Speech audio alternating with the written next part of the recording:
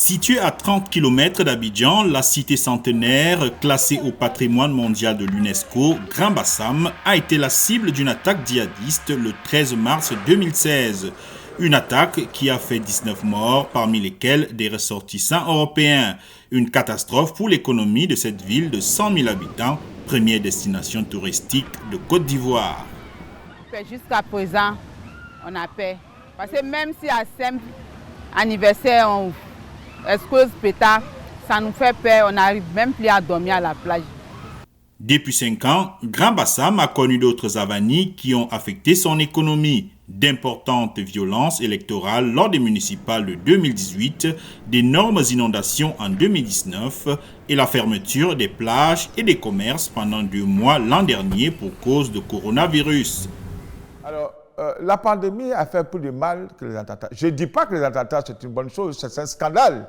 De l'année d'attentat à l'après-année d'attentat, il y a eu 12-13% de chute. Mais de l'année où la pandémie a été déclarée jusqu'à la fin de l'année, il y a eu 20% de chute de chiffre d'affaires. Ce n'est pas comparable du tout.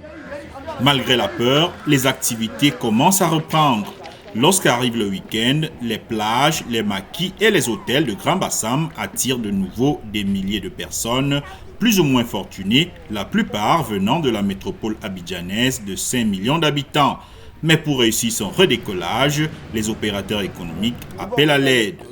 Je demande qu'on fasse un plan Marshall pour Grand Bassam. Parce que c'est une ville qui est aujourd'hui touristique.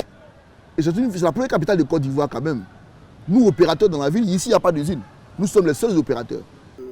Dans cet ordre d'idées, l'opérateur économique évoque son nouveau projet, construire une stèle à la mémoire du fondateur des Mourides, Cheikh Ahmadou Bamba.